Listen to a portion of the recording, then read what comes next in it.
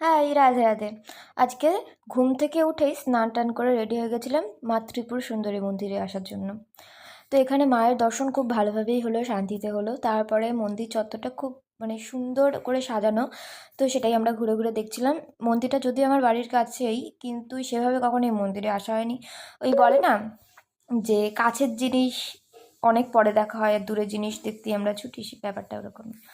তো মন্দিরটা খুবই সুন্দর, আর এই মন্দিরটা দেখে আমার রাজপুর বিপত্তারিণী মন্দিরের কথা মনে পড়ে যাচ্ছিলো। ওখানে আমরা প্রায়ই যেতাম, আমি যখন ছোট ছিলাম, জন্মদিনে এরকম স্পেশাল দিনে মন্দিরে যেতাম ভোর ভোর করে। আর এখানে এত সুন্দর ফুল গাছ, কিন্তু রোদের কারণে সব ফুল গাছগুলো নষ্ট হয়ে যাচ্ছে, শীতকাল শেষ।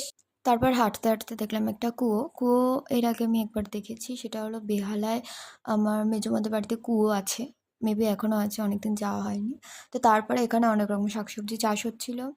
আর তারপরে ঘুরতে ঘুরতে দেখছিলাম এই কলা গাছটা সাধারণ কলা গাছের মতো না, আমি মনে হয় এটা পাহাড়ি কলা গাছ। তো তোমরা জানলে অবশ্যই কমেন্টে জানিও। আর একটা সুন্দর বট গাছ, যেটার জন্য মেনলি ছায়াটা আর দারুণ হাওয়া দিচ্ছিল ওখানে। আর এটা হলো মন্দিরের এন্ট্রান্স গেট। তো এখান দিয়ে মেন ঢোকে, বাট পেছনেও একটা গেট আছে। আমরা পার্কিংয়ের জন্য ওই গেট দিয়ে ঢুকেছিলাম পেছনের দিক দিয়ে। তো তারপরে পাশে একটা মহাদেবের মন্দির আছে, ওখানে গিয়ে আমরা পুজোটা দিয়েছি। আর তারপরে আবার হাঁটতে হাঁটতে চলে গেছিলাম আমরা মন্দিরের পেছন দিকে। যেহেতু অনেকটা টাইম ছিলাম আজকে আমরা এই মন্দিরটায়, তো এখানেও দেখছিলাম চাষ হচ্ছিলো ভালোই। তো টমেটো গাছ, ওদিকে হলো বেগুন গাছ, তারপরে জানি না ওটা কি ফুলকপি মনে হয়, তারপরে লঙ্কা গাছ ছিল, আর ওদিকে মনে হয় ছিল ওলকপি বাঁধাকপি এরকম।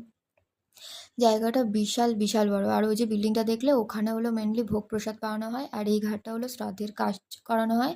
আর ওখানে বিয়েবাড়ির অনুষ্ঠানও হয়। তারপরে এসে করে নিয়েছিলাম লাঞ্চ। আমরা বাড়িতে 1টা নাগাদ ফিরেছিলাম, আর আজকে লাঞ্চে এত কিছু ছিল। তারপর লাঞ্চ করে রেডি হয়ে আবার বেরিয়ে পড়েছিলাম।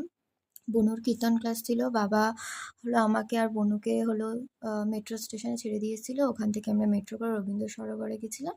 তারপরে ওখানে ওর কীর্তন ক্লাস ছিল, মেট্রো চলে এলো। তারপরে কীর্তন ক্লাস থেকে বেরিয়ে হলো দেখছিলাম বাইরে কুলফি। আর ছোটোবেলাতে এগুলো খুবই খাওয়া হতো, এখন খুবই রেয়ার দেখা যায় এখানে।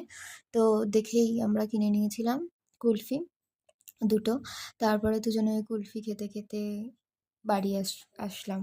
যেহেতু মেট্রো স্টেশনে কুলফি অ্যালাউ নেই, তো যাই হোক, তো আমরা বাইরে দাঁড়িয়ে খেয়ে নিয়েছিলাম কুলফি, আর সেটারই একটা ভিডিও বানিয়েছিলাম। যাই হোক, তারপরে মেট্রো থেকে নেমে বাবা বলছিল একটু ওয়েট করতে। তো পার্কটা পাশেই ছিল, তো ওখানে একটু দোলনা চড়ে নিয়েছিলাম।